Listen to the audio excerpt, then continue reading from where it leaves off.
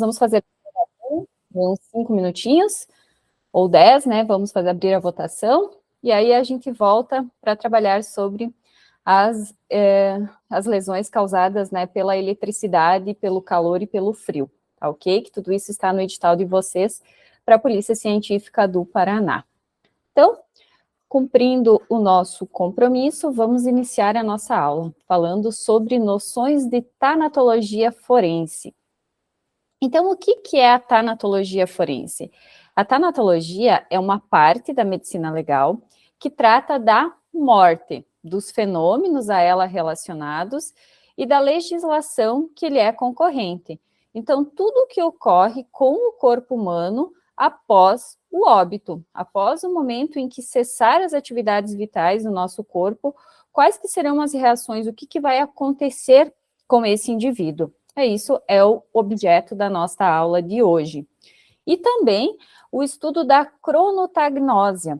O que é isso, professora? É nada mais do que estudar o tempo de morte, a partir do momento que cessou, né, a vida, cessou as atividades vitais desse organismo, ela vai desenvolver, então, algumas reações, e com base nessas reações, é possível você avaliar quanto tempo que esse indivíduo está em óbito. Algumas vezes é fácil, outras vezes nem tanto, até porque é uma ciência, assim, que ela não é exata, então você vai ter que sempre correlacionar mais do que uma reação para você chegar a um tempo de morte aproximado, tá? Então, ele vai se basear na análise dos fenômenos consecutivos, que lembra que eu falei na última aula da tríade da morte? Sempre a gente vai avaliar essas três reações, tá? A rigidez muscular, os livores de hipóstase e o esfriamento corporal, tá? Ou algor mortis. Depois a gente vai trabalhar um pouquinho mais cada um deles individualmente, tá? Então, quando estiver falando em cronotagnósia, nós estamos falando, então, no tempo que o indivíduo está morto. E quando estivermos falando em tanatologia forense, então, tanatologia são as reações que desencadeiam no indivíduo após o óbito, certo?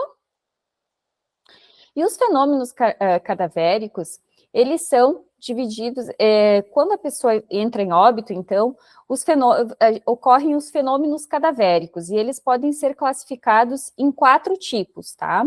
Os abióticos imediatos, os abióticos consecutivos ou mediatos, os abióticos transformativos destrutivos e os abióticos transformativos conservadores. E aqui bastante atenção, pessoal, vamos estudar cada um deles individualmente, mas as bancas adoram trocar, tá? Trocar, colocar um exemplo de um transformativo conservador e pedir se é destrutivo. Colocar alguns fenômenos abióticos imediatos e pedir se é imediatos, ou o único que é diferente. Então, aqui é bem importante memorizar, assim, pelo menos os principais, certo? Então, assim, após o óbito, então vão ocorrer reações, que nós vamos classificar aqui em fenômenos cadavéricos. E tem essas 4 classificações, tá? Abióticos imediatos, abióticos consecutivos ou mediatos, transformativos destrutivos e transformativos conservadores, tá? Abióticos, porque o A vem de não vida, né? Não mais os fenômenos observados em pessoas vivas, somente em cadáveres, tá? E aqui eu trouxe para vocês uma tabelinha, então, de quais que são os principais fenômenos abióticos imediatos. Aqui, a literatura, ela traz para nós que esses abióticos imediatos, é complicado você avaliar se um indivíduo está em óbito somente com base nesses abióticos imediatos, porque existem muitas doenças em que a pessoa apresenta alguns desses sintomas, e muitas vezes ainda, quando a pessoa estiver nessa fase, muitas vezes é possível a reanimação do cadáver, tá? Que existem vários procedimentos, né, médicos, onde que ainda é possível a pessoa voltar à vida, tá? Então, assim, como nós temos exemplos de abióticos imediatos, a perda da consciência, a perda da sensibilidade cutânea, né, cutânea de pele, a abolição do tônus muscular ou imobilidade, então que a pessoa vai estar paralisada, pupilas paralisadas e dilatadas, a midríase, tá?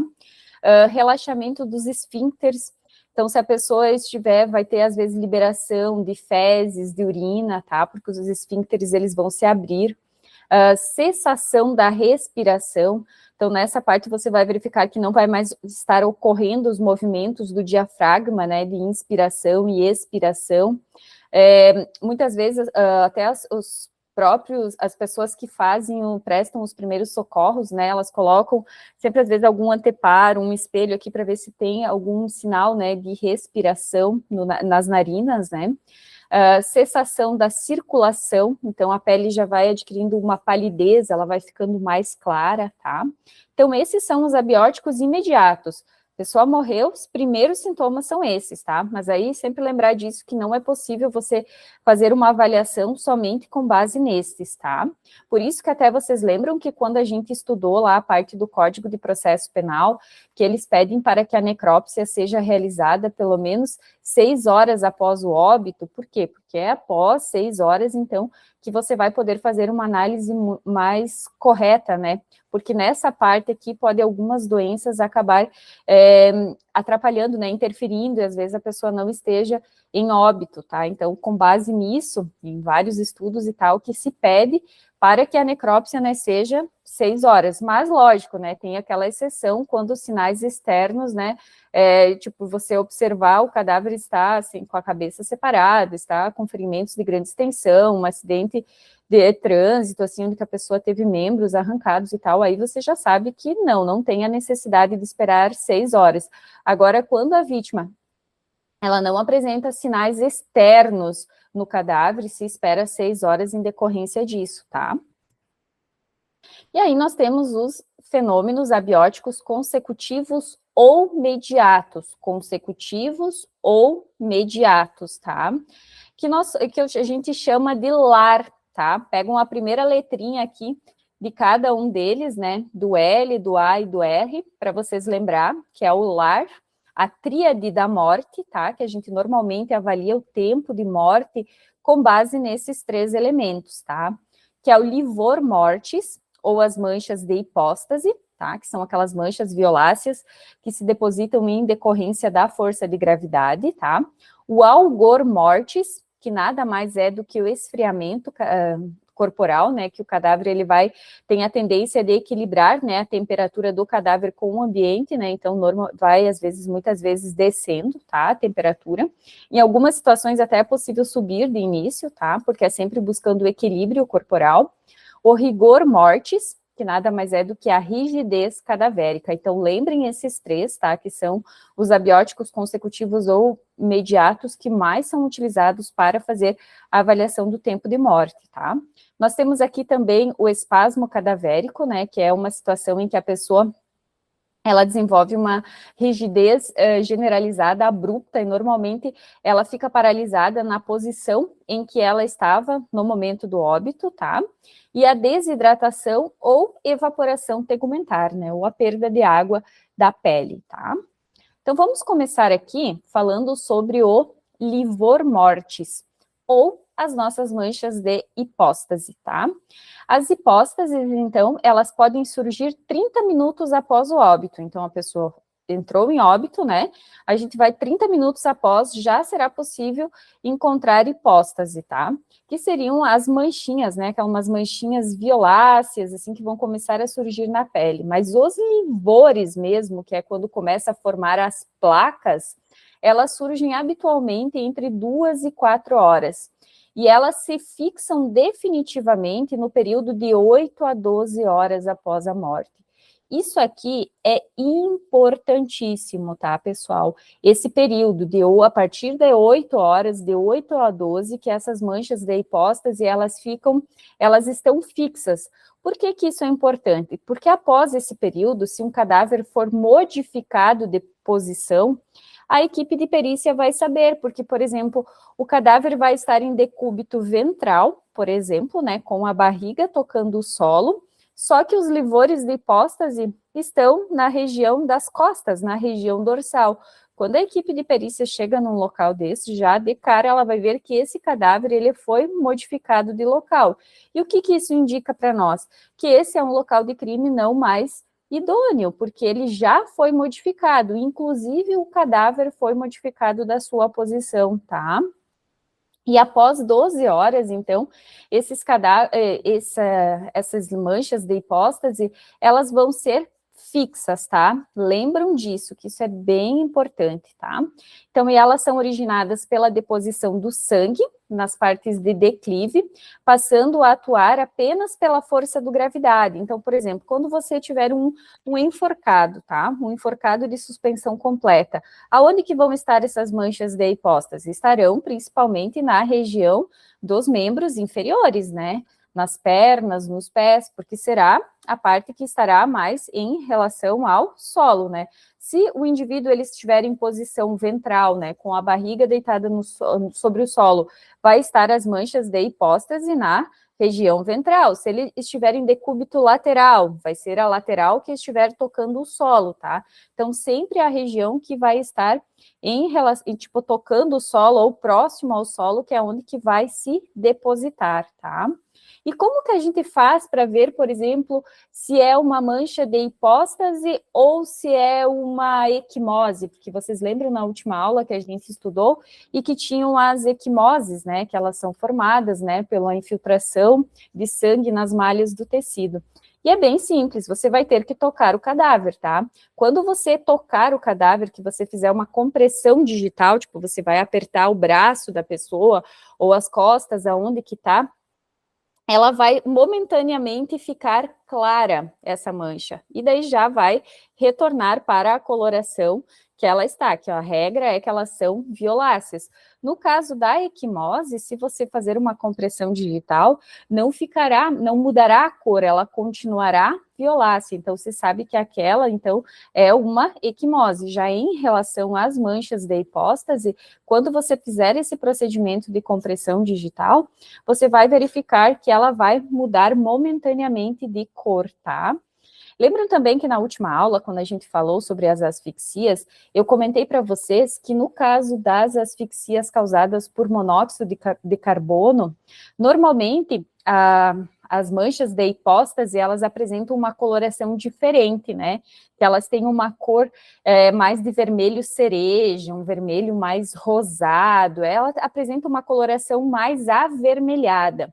E quando for as asfixias por submersão, no caso dos afogados, também é que as asfixias, elas ficam bem mais um vermelhinho mais claro, mais rosadinho, tá? Então, elas têm uma diferença, mas a regra é que nos demais casos de óbitos, é que essas manchas de hipóstase, elas são violáceas, tá?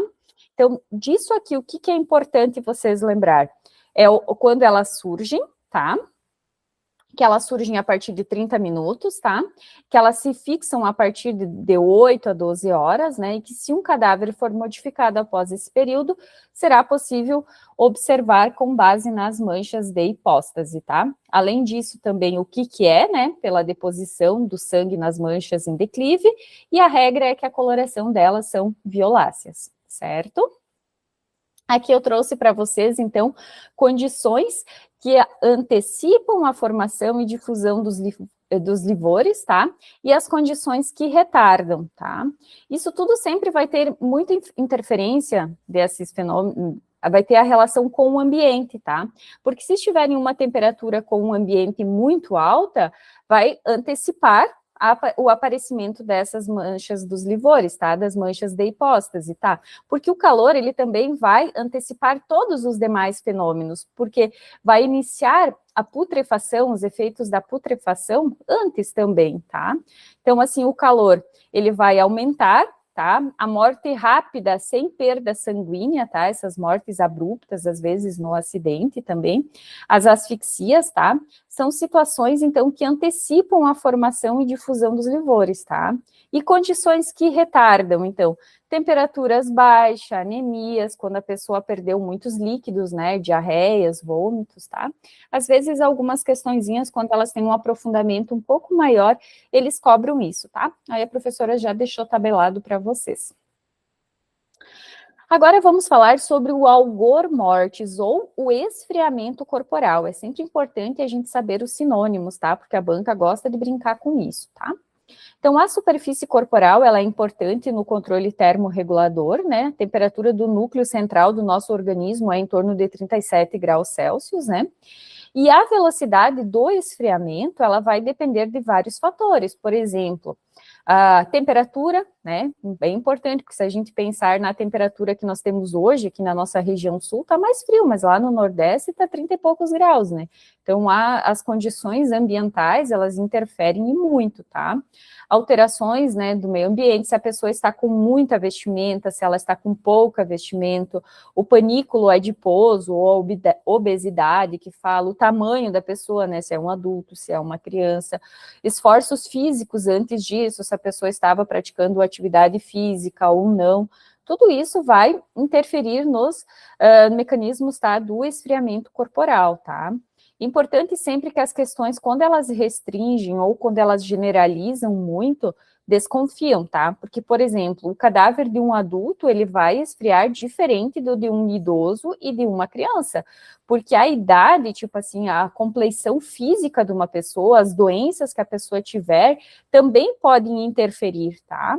Então, assim, sempre que uma questão restringir demais ou generalizar demais, desconfiam, né? Sempre vejam se não tem uma outra alternativa melhor, tá? Os cadáveres mais musculosos ou mais adiposos, eles se esfriam mais lentamente, tá? Os fatores que modificam a não uniformidade, então, são a idade, a constituição do corpo e a causa de morte, tá? Então, a regra é que da primeira à terceira hora após o óbito, o nosso corpo ele vai perder em torno de 0,5 graus Celsius por hora. E a partir da quarta hora, então da quarta à 12ª hora, vai começar a diminuir 1 grau por hora, tá? Então, no início, vai ser uma perda de temperatura mais lenta, 0,5 graus Celsius, e a partir da quarta hora, então, vai começar a se perder 1 grau Celsius, certo? Então, agora vamos falar sobre o rigor mortis, ou a rigidez cadavérica, tá? É um fenômeno de ordem química, então, que ele é decorrente da falta de oxigenação muscular e consequente acidificação. Então, o nosso organismo, ele vai realizando trocas gasosas, tá? Ele vai realizando as trocas do oxigênio e do gás carbônico, e assim ele vai fazendo todos os mecanismos internos no nosso organismo. Contudo, quando para de ter oxigênio, quando para de chegar oxigênio às nossas células, elas desviam o metabolismo delas para um metabolismo anaeróbico, que é um metabolismo sem oxigênio.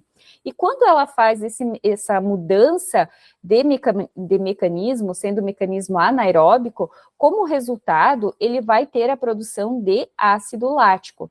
E o ácido lático, ele tem essa tendência de deixar o organismo rígido. Um exemplo bem claro para vocês não lembrar. Quando vocês ficam muito tempo sem ir para a academia, quando o organismo de vocês não está acostumado, e vocês vão lá e malham um monte, e quando vocês voltam, primeiro, segundo dia, vocês não estão com a musculatura rígida, é isso que acontece, você acabou produzindo ácido lático no seu, né, durante os seus exercícios, porque você acabou gastando mais oxigênio do que o seu organismo era acostumado, e você teve uma ligeira rigidez, tá? Só que esse mecanismo é o que acontece em todo o corpo humano após o óbito, quando não chega mais oxigênio até as células, tá? Ele vai se manter por um determinado período de tempo, e aos poucos ele vai desaparecendo, tá?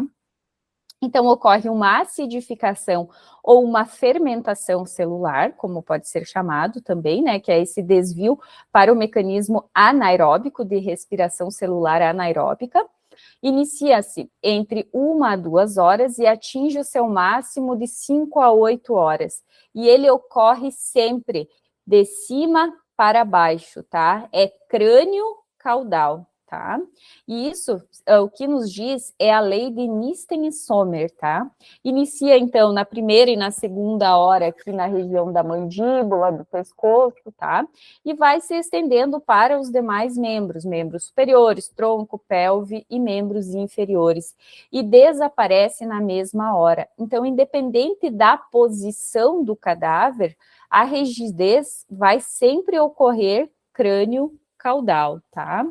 E ela é mais intensa, então, quanto maior a desidratação, quanto mais água o organismo tiver perdido já antes de ocorrer o óbito, mais intensa vai ser a rigidez, tá? Aqui eu trouxe uma tabelinha, então, para ajudar bastante, porque muitas questões, elas vão falar para vocês, que um indivíduo foi encontrado e ele apresentava rigidez nos membros superiores. Se ele está com rigidez dos membros superiores, então já está, em média, entre 2 e 4 horas. E aí você vai correlacionando todos os elementos que ele vai trazer, dos livores, se eles estão fixos ou não estão fixos, tá? E com isso você vai chegar a um tempo aproximado. As bancas, elas não costumam colocar uma hora exata, porque sempre vai ficar em uma faixa de temperatura, porque não tem como você dizer exatamente a hora, mas uma hora aproximada, tá? Então, a lei de Nisten e Sommer, ela fala o seguinte, que a primeira e a segunda hora vai ter a rigidez da mandíbula e da nuca. Da segunda à quarta, os membros superiores, tá? Braços e mãos. Da quarta à sexta hora, então, os músculos torácicos e abdominais. E da sexta à oitava hora, os membros inferiores, então, as pernas, tá? E o sentido é crânio-caudal, e ela vai desaparecer em torno de 24 horas após o óbito. E quando desaparecer a rigidez, nós vamos entrar na fase de putrefação, tá? Que daí vão ocorrer os outros tipos de fenômenos, tá? Abióticos, que eles vão ser os transformativos, tá? Que aí também tem 2 tipos de classificação que veremos à frente. A desidratação cadavérica, tá? O que ela é? É a evaporação tegumentar, é a perda da água pela pele, tá? Como decorrência disso, vai ter um decréscimo de peso, né? Porque a gente sabe que já o nosso organismo, em torno de 70% dele é a água. Então, se você perder toda essa água, a tendência é haver um decréscimo de peso, né? Você vai diminuir. Por isso que, por exemplo, o cadáver carbonizado, que ele perde totalmente a água devido às altas temperaturas, ele fica pequenininho, né? Então, aqui não vai ficar como um carbonizado, mas vai haver um decréscimo de peso.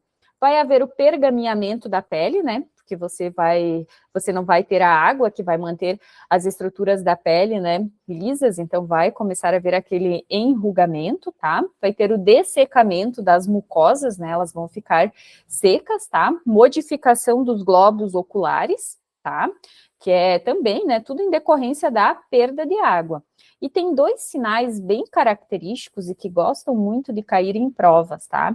Que é o sinal de Sommer e Larcher, que é a mancha negra na esclerótida. Eu deixei aqui para vocês uma imagem perto aqui de um olho, tá? Que vocês verificam aqui que tem a pupila e ao redor dele vai ter essa mancha, tá? Que é o que a gente chama de sinal de Sommer e Larcher, tá? Que é um sinal da desidratação cadavérica, tá? E também tem o sinal de Ripault, que é a deformação da íris e da pupila, tá? Que quando ela vai começar a se degradar, tá? A desidratação também tem Dupont, que ele fez alguns estudos, né, isso está no livro do França, que ele afirma que a regra geral é que nas primeiras horas se perde 18 gramas por quilo de peso, tá? Em adultos, tá? Aqui é a regra dos adultos. Já nos recém-natos e nas crianças, a perda em geral é de 8 gramas por quilo, tá? De peso nas primeiras 24 horas após o falecimento.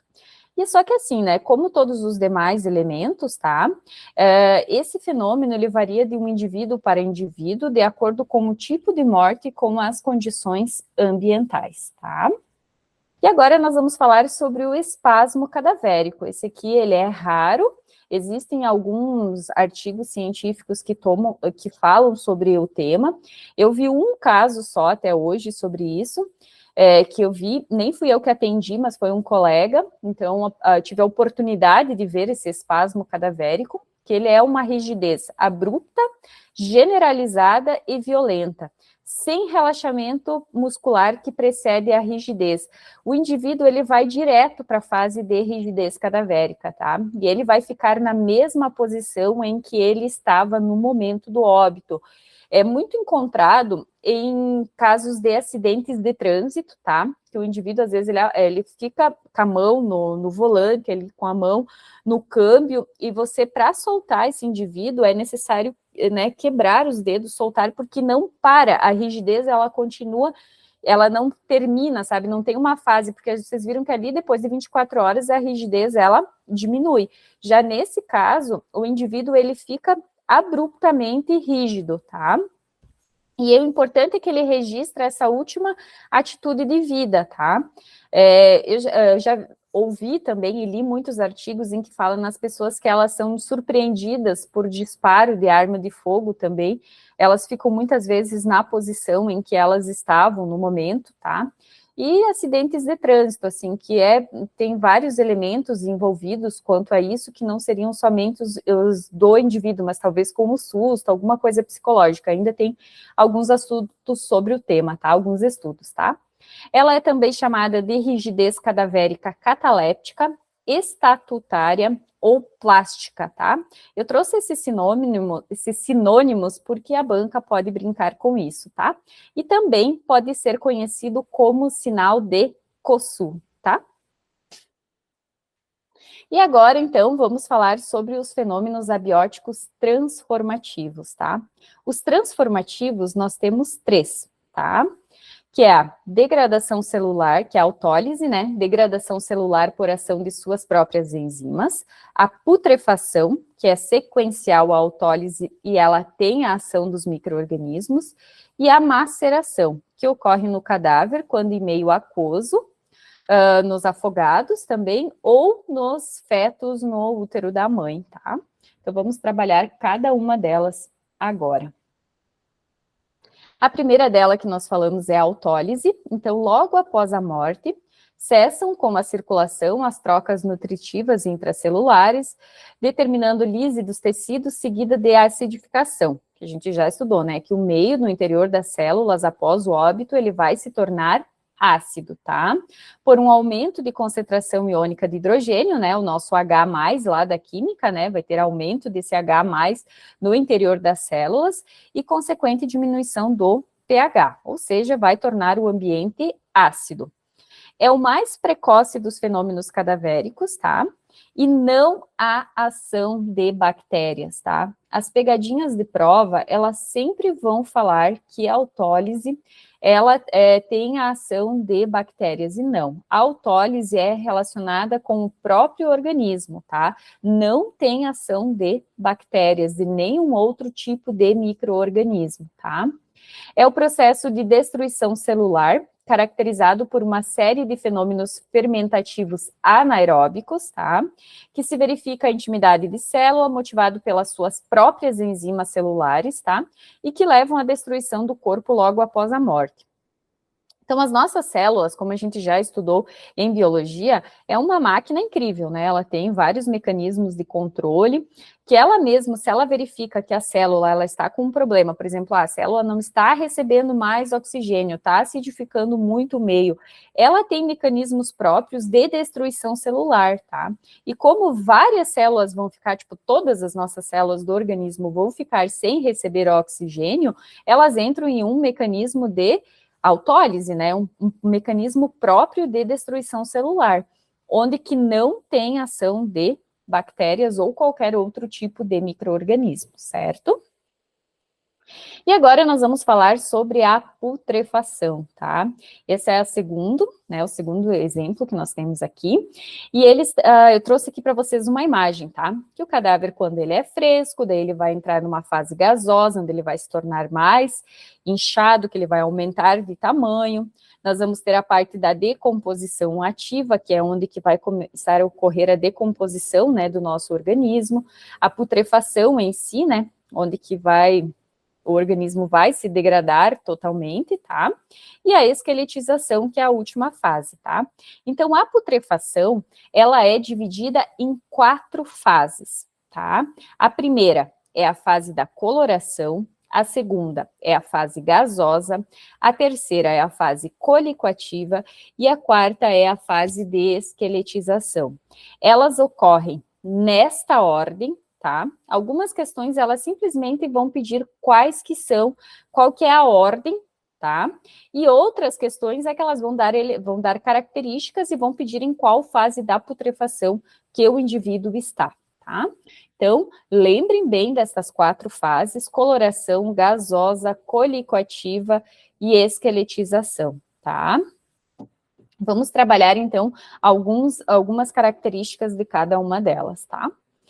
Então, a fase de coloração. Devolve o corpo à condição inorgânica graças à ação de bactérias, fungos e enzimas corporais. Então, vocês vejam aqui que na fase da putrefação, nós temos, sim, o auxílio de micro-organismos, tá? Já na autólise, não. Então, aqui já é uma das características que vai ajudar vocês, porque se falar que tem a ação de enzimas, vocês já sabem que podemos estar falando de putrefação, tá? É onde que ocorre a presença da mancha verde abdominal na fossa ilíaca direita, tá? Isso aqui é importantíssimo. Então, qual que é o marco do início da fase de coloração? É o aparecimento da mancha verde abdominal na fossa ilíaca direita, que ela fica mais ou menos na região do intestino grosso, tá? E a regra é que seja na fossa ilíaca direita. Contudo, nós temos algumas exceções, né? Como sempre, que é no caso dos afogados e dos fetos. Dos afogados, é muito comum que a mancha verde ela começa na região da face, tá? E nos fetos também é mais na região da cabeça e tal, tá? Então, ela forma a sulfometemoglobina, que é resultado da combinação do hidrogênio sulfurado da atividade bacteriana do intestino grosso ali com a hemoglobina formando um pigmento verde. Então, por isso que ela vai ser chamada, né, da mancha verde abdominal, porque forma essa substância aqui, bem fácil de lembrar, né, sulfometemoglobina, tá? Que é o resultado do hidrogênio com né, o ácido sulfúrico, né, produzido por bactérias, tá? Que formam esse pigmento verde. Aparece entre 18 e 24 horas e dura, em média, 7 dias, tá? Porque vocês viram que tudo vai apresentando em média, tá? Eu falei para vocês, né, que a rigidez, ela começa a desaparecer a partir de 24 horas, né? Só que ela pode também desaparecer antes. E a partir do momento que começar a desaparecer a rigidez, vai começar a aparecer a mancha verde abdominal, tá? É uma sequência de ações que vão ocorrendo no indivíduo e que vai auxiliar para você chegar ao tempo de morte, tá? E a regra aqui também é que ela dura em média 7 dias, tá? Aqui eu trouxe uma imagem para vocês, ó, que vocês verificam aqui a mancha verde abdominal, tá? Aí nós vamos para a fase gasosa, tá? A fase da coloração, então, é o surgimento ali da mancha verde, tá?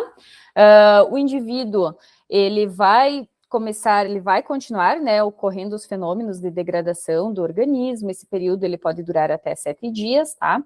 Só que aí o indivíduo ele vai começar a aumentar de tamanho, ele vai começar a produzir os gases da putrefação, tá? E quando começar a ocorrer a formação destes gases, nós vamos estar falando da fase gasosa, tá? Então, os gases internos da putrefação, eles migram para a superfície periférica da pele, provocando o aparecimento na superfície de flictenas, que são, lembram que flictenas são bolhas, tá? Mas elas não vão ser qualquer bolhas, elas serão bolhas extensas, elas serão bolhas grandes. E elas vão ter um conteúdo líquido leucocitário, tá? Hemoglobínico, que podem durar até 96 horas, tá? Nesta fase, o cadáver, ele tem um aspecto gigantesco, tá? Ele tem aquela aparência de boxeador, tá? Normalmente ele tá nessa posição já, porque os gases, quando eles vão migrando, eles vão mexendo na forma do cadáver, tá? E ele realmente fica imenso, tá? Tem um cheiro já bem característico também. Especialmente, então, ele vai ter esse aspecto na face, no tronco, no pênis, nas bolsas escrotais, tá? Tem, então, o odor, devido ao aparecimento do gás sulfídrico, e esse período, ele dura, em média, 2 semanas, e é aqui que, normalmente, devido ao cheiro que esses cadáveres, eles apresentam, e esse cheiro, ele começa quando a pessoa, ela morre sozinha no interior de uma residência, ou um apartamento, enfim, né, devido ao cheiro que começa a sair, os vizinhos acabam acionando as autoridades, né, então é normalmente quando esses cadáveres já estão em fase de putrefação, assim, eles são acionados quando está em média nesse tempo, assim, de 2 semanas após o óbito, devido a esse cheiro, tá, que ele realmente é bem forte. A mancha verde, então, ela se estende a todo o corpo, depois do 3º ou 5º dia, né? Lembra que eu falei para vocês que ela surge em 24 horas e depois ela vai aumentando, tá? Então, e vão acabar atingindo todo o organismo, tá? E se acentua cada vez mais, dando uma coloração verde enegrecida. Já não vai ser mais ele fala em verde enegrecida, mas é uma coloração escura já, bem preto, assim, o corpo ele muda totalmente a cor, tá? Vai ocorrer o destacamento de amplos retalhos da epiderme, surgem os desenhos vasculares em forma arborescente, tá? Conhecidos como circulação póstuma de Bruardel, entre 48 e 72 horas. Ele faz um desenho como se fosse uma árvore, tá? Fica um desenho muito bonito, tá? Que é onde que tem o sistema venoso do indivíduo, ele, devido à ação dos gases, ele é projetado para fora da pele, próximo à epiderme, e você consegue verificar todo esse sistema, tá? Fica muito bonito, tá? E é conhecido como circulação póstuma de Bruardel, tá? A produção dos gases, ele distende as partes moles e modificam a fisionomia e a forma do corpo, acentuando-se as alterações de cor. E após 1 semana que a pessoa já está nessa fase gasosa, é muito difícil reconhecê-la, porque ela fica totalmente deformada, tá? E aqui também acontece em situações em que a mulher está grávida, que ocorre o parto cadavérico, tá? Porque devido a essa ação dos gases empurrando tudo contra a epiderme, ocorre a expulsão do feto, tá? Aqui eu trouxe para vocês, para mostrar a circulação póstuma de Bruardel, né? Aqui dá para ver um pouquinho onde que você enxerga esse desenho, né? E fica toda a pele com o desenho do sistema venoso, assim você consegue verificar, tá? Você consegue observá-lo. Então, agora nós vamos para a próxima fase. Já passamos pela fase de coloração, já passamos pela fase gasosa, tá? E agora nós vamos falar da fase colicoativa. A fase colicoativa é quando ocorre a dissolução do cadáver. Todos os tecidos, músculos, articulações, elas vão se degradar, tá?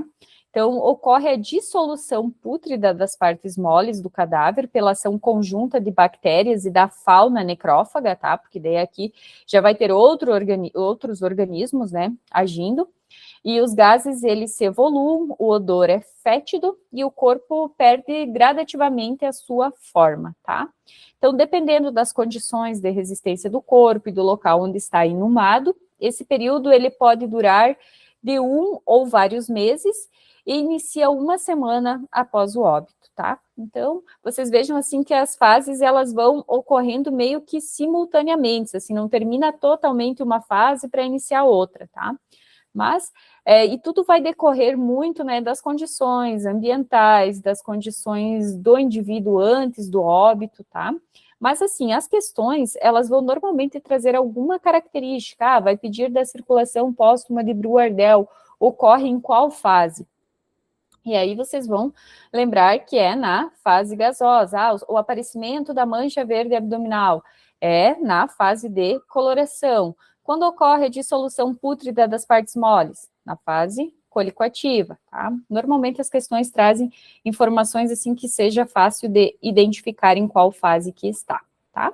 E a última fase da putrefação, então, é a fase da esqueletização, que é a ação do meio ambiente, da fauna cadavérica, destrói todos os tecidos tissulares, tá? Os resíduos tissulares, inclusive ligamentos, e expondo os ossos e deixando-os completamente livres de seus ligamentos, tá?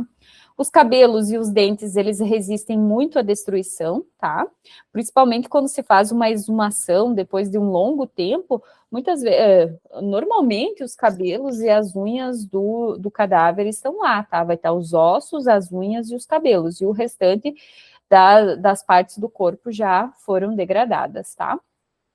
Os ossos, eles também resistem anos a fio, podendo terminarem por perder progressivamente a sua estrutura habitual, tornando-se leves, frágeis e alguns quebradiços, tá? Então, quando se encontra um indivíduo que ele está na fase de esqueletização, normalmente ele já não vai estar todo o esqueletinho certinho, como a gente vê nos desenhos, né? Porque vai ter ação dos animais, que vão às vezes acabar levando partes, vai acabar espalhando. Então, normalmente, quando se vai para esses locais, você precisa fazer uma ampla varredura do local para encontrar a maior quantidade de ossos possíveis, tá? Aqui eu trouxe para vocês um desenho de um esqueleto, né? A fase da esqueletização é os ossos, tá? É quando sobram somente os ossos, tá? E assim, com relação à esqueletização, é muito a questão ambiental, tá? Tem esqueletos, por exemplo, que em questão de 6 meses está na fase de esqueletização. Tem outros que levam 1 ano, tá? Então, tudo vai depender muito das condições ambientais aonde que esse indivíduo estava no momento do óbito, tá? Então, vamos falar agora também do nosso última característica, né, que da maceração, que ele é um processo abiótico transformativo, então, que pode ocorrer após o óbito do feto intrauterino. Então, ele pode ser chamado também de autólise enzimática, tá? Ou séptica, quando ocorre em qualquer ambiente que tenha água, tá? Com a presença de bactérias, em rios, lagos, piscinas, tá? Então, sempre lembrar que no caso da maceração, ela pode ser asséptica ou séptica, mas a asséptica somente ocorre em ambiente intrauterino, dentro do útero da mãe, tá? E a maceração asséptica, ela compreende 3 graus, tá? O primeiro grau é o surgimento lento nos 3 primeiros dias de flictenas, lembram as bolhas, né, contendo um conteúdo sanguinolento, tá? O segundo grau ocorre a ruptura das flictenas, tá? Quando vai romper essas flictenas, essas bolhas com conteúdo sanguinolento, esse conteúdo ele vai se misturar com o líquido amniótico, né, do interior do útero, e vai dar uma coloração vermelho pardacenta, tá? E já vai começar a ocorrer a separação da pele e quase toda a superfície corporal, tá? A partir do 8º dia. E esse feto ele vai ter um aspecto sanguinolento, avermelhado, né, devido ao rompimento destas flictenas. O terceiro grau, ele ocorre como destacamento do couro cabeludo, a maneira do escalpo, do submerso ou do feto retido intrauterinamente. E ocorre em torno do 15º dia pós-mortem, tá? E ocorre que os ossos do crânio, devido à pressão também interna, né, eles vão se soltar e eles vão cavalgar um sobre os outros, tá? Eles vão ter esse aspecto, tá? Os ligamentos intervertebrais, eles vão relaxar e a coluna vertebral, ela vai tornar-se mais flexível e a coluna, ela vai sofrer uma cifose, né? Ela vai sofrer um dobramento, né? Tudo devido à pressão uterina, tá? A maceração, vocês perceberam que ela tem que ter um ambiente líquido, né? E é quando... Assim, imagine quando a gente deixa a nossa mão ou o nosso pé, quando a gente fica muito dentro da água, a gente não fica com as nossas peles, com a ponta dos nossos dedos, assim, mole, que parece que está soltando a epiderme do restante da pele. Alguém já aconteceu isso? Então, vocês imaginem um indivíduo quando ele vai a óbito dentro da água. O que, que vai ocorrer? Vai ocorrer esse efeito que aconteceu na ponta dos seus dedos, ele vai ocorrer em todo o corpo, tá? E vai ocorrer, então, que vai começar a soltar a epiderme do restante do corpo, tá? Devido à ação da água, que ele vai estar em um ambiente com água. E essa água, muitas vezes, vai estar contaminada, né? Vai ter micro-organismos ali. Então, essa ação da água junto com micro-organismos é o mecanismo de maceração, tá? Quando ele é asséptico, ele não vai ter o efeito dos micro-organismos, mas o feto ele vai estar na água, ele vai estar dentro do útero materno, e com ele vai acontecer a mesma reação, tá? Então, a gente já trabalhou os fenômenos abióticos, né, destrutivos, e agora vamos trabalhar os conservadores, tá? Eu trouxe aqui para vocês 5 deles, tá? A saponificação, a mumificação, a calcificação, a corificação e a congelação, tá? Nós vamos trabalhar características de cada um deles. Vou tomar um cafezinho, que já esfriou.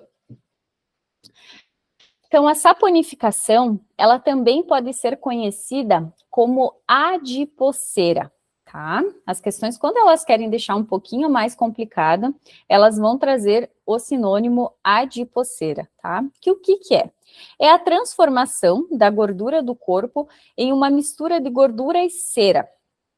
Uma massa amolecida e amarelada, tá? Depende das condições especiais do corpo, tá?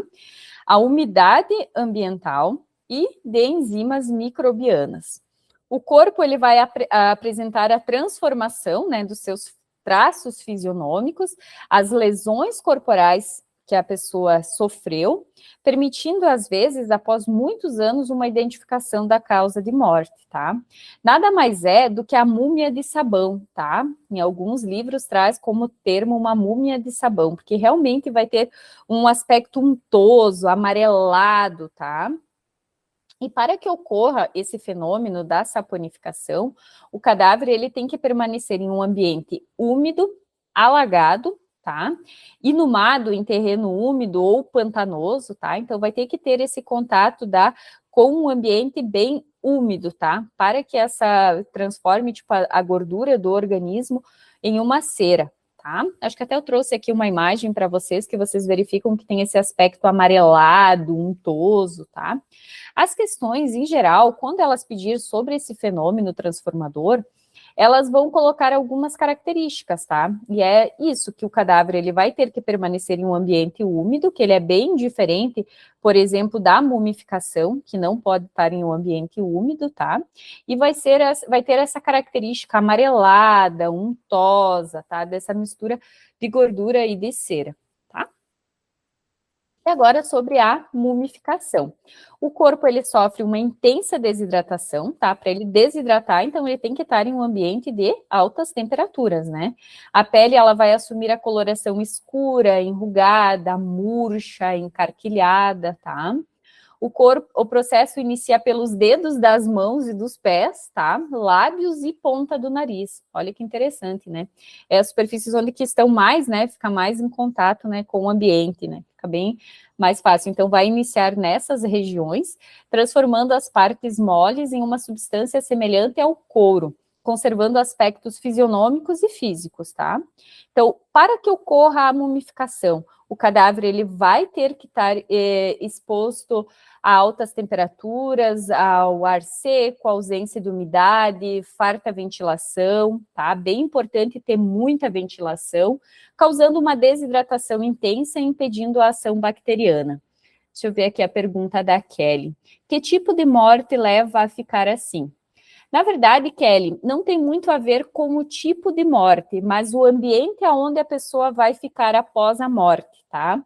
Por exemplo, a nossa região aqui, região sul, é muito difícil a gente ter o processo de mumificação, tá? Porque aqui é mais frio, não tem temperaturas tão elevadas. Já, por exemplo, na região do Nordeste, Lá, às vezes, 30 dias após o óbito, você já encontra cadáveres em aspecto de mumificação, tá? Devido às condições ambientais lá. Muito calor, muito vento, o que vai desidratar, né, o indivíduo após o óbito mais rapidamente. E aí ele vai ter essa formação vai ficar nessa forma de múmia, tá?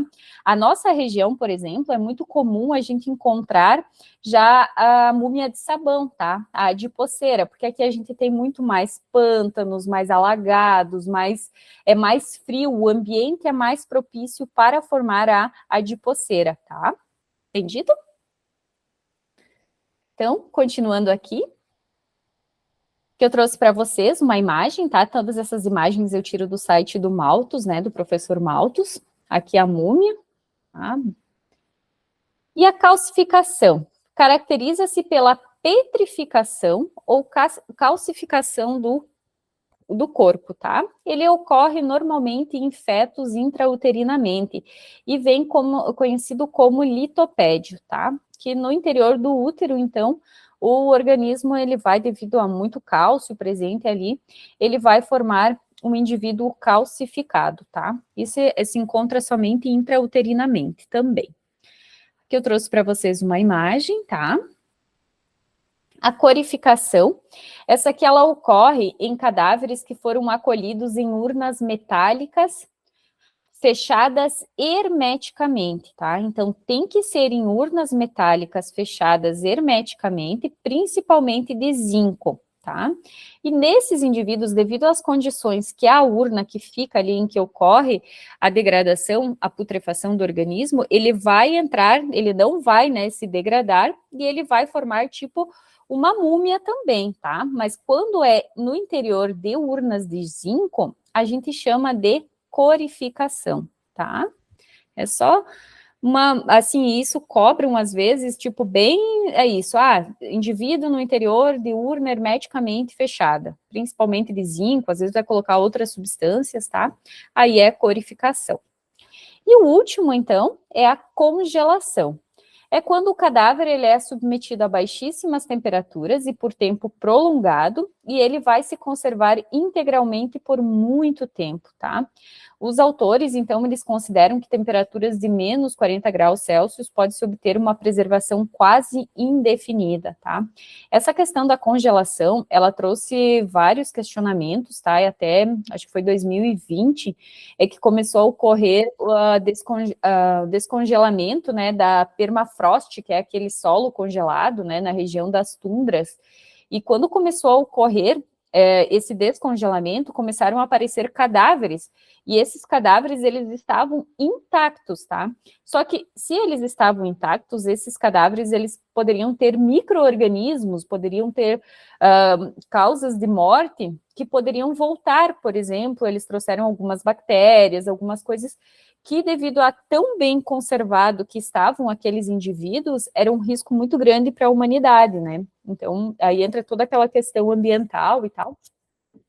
Não vi ainda a questão em prova cobrando a respeito da congelação, mas devido a toda essa conjuntura ambiental, a esse derretimento, né, das calotas polares, enfim, com esse derretimento do permafrost, pode ser que tenha alguma questão sobre o assunto, tá?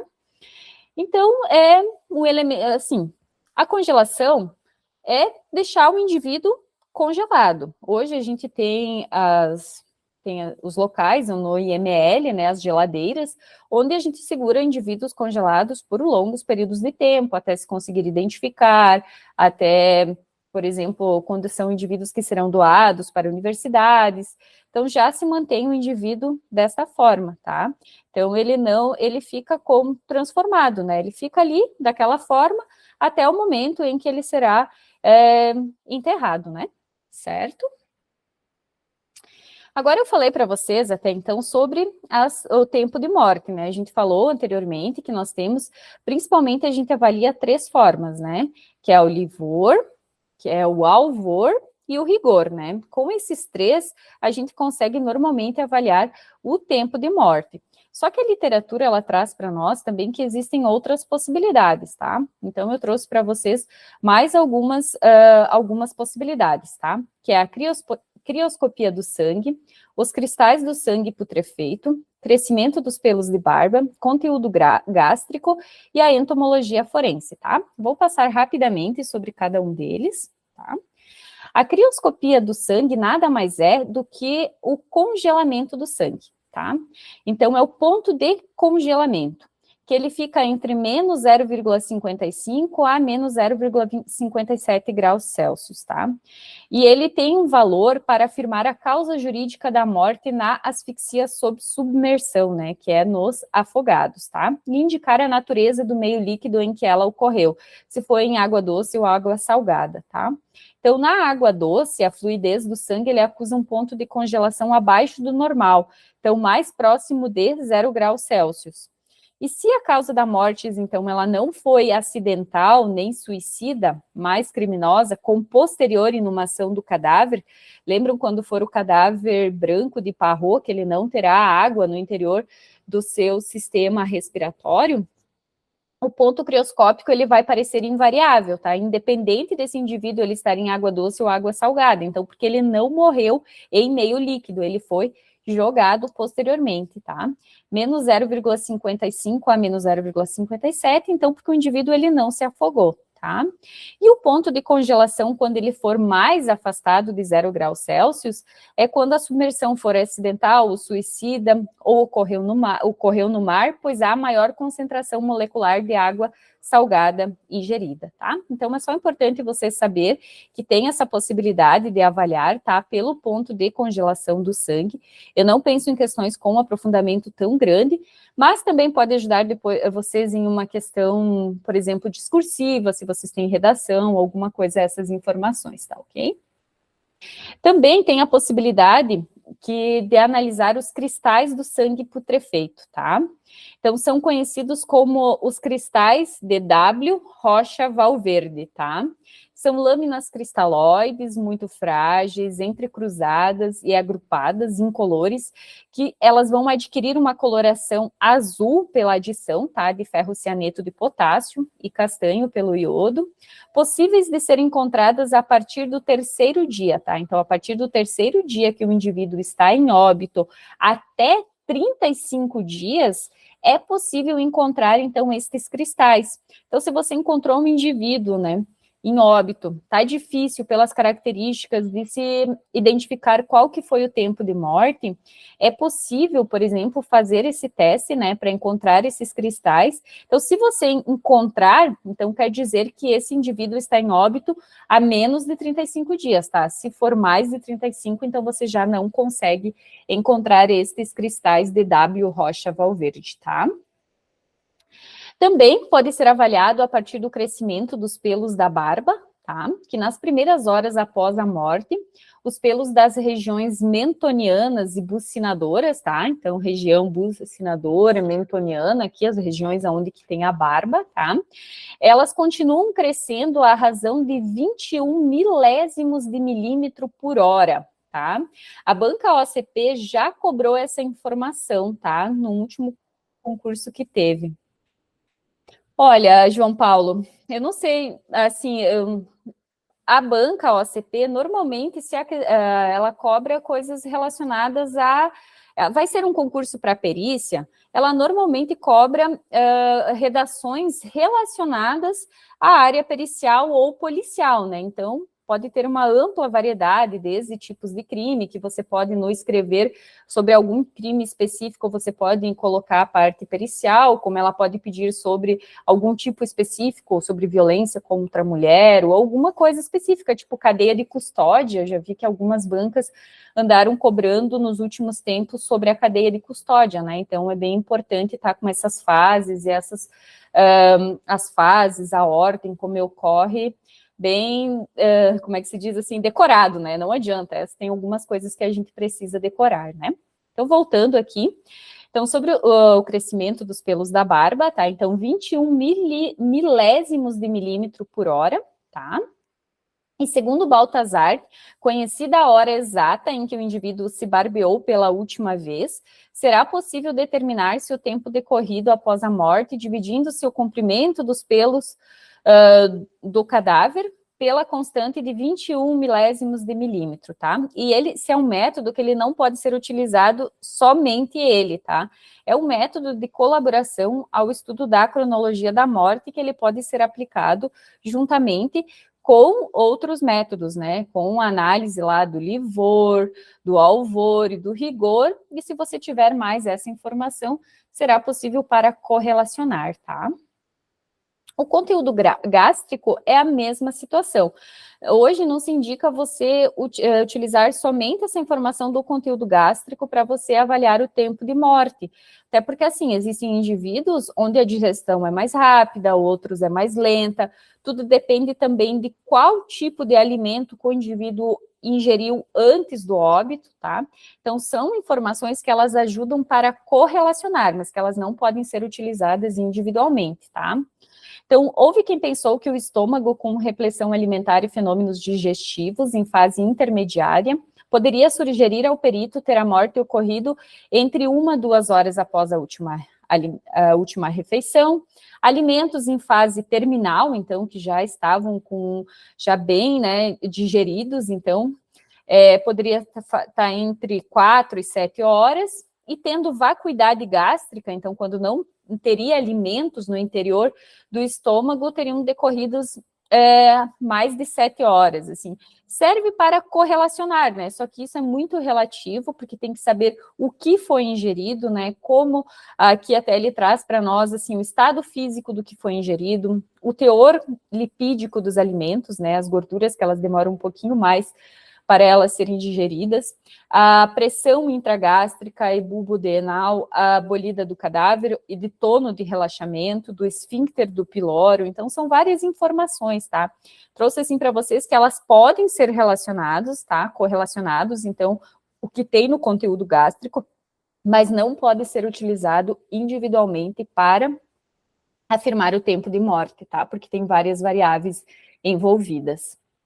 E agora, por último, trago para vocês sobre a entomologia forense, né? Que hoje, estatisticamente, é conhecido como o método entomológico é o mais eficiente para se determinar, né, o tempo de morte, tá? Só que hoje nós temos ainda poucos entomologistas no país, é uma área que ela está em amplo desenvolvimento, tá? E que já trouxe muitos resultados promissores para a perícia, tá? Então, para a identificação do índice pós-morte, né, 2 abordagens principais são utilizadas. Primeiro, envolve a dependência da temperatura no desenvolvimento dos insetos, e a segunda, ela reconhece, então, que uma sucessão padronizada de artrópodes geralmente facilita a decomposição dos cadáveres humanos ou não. Por quê? Assim, ó, a gente sabe que em cada região do nosso Brasil, em cada região do mundo, existem artrópodes que eles estão em uma região que não estão na outra, existem artrópodes que são da área encontrados mais na área urbana, outros que são mais na área rural. Então, primeiro que é necessário que se conheça quais que são esses artrópodes, tá?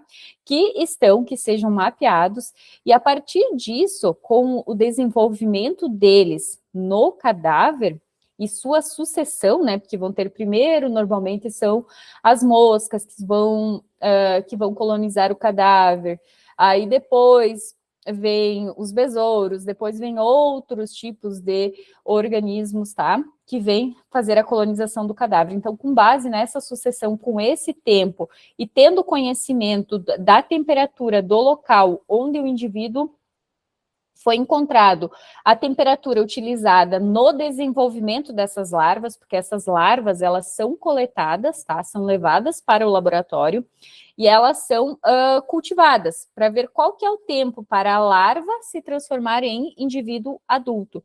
E com base nesse tempo e com as fases que foram encontradas no cadáver, vai se calcular o que a gente chama de grau dia acumulado, tá? E com esse grau dia acumulado, correlacionado com a temperatura, tem alguns cálculos, vai ser possível analisar qual que foi o tempo de morte, tá? Então, só para fins de conhecimento, então, que é possível utilizando a entomologia forense para você determinar o tempo de morte, certo?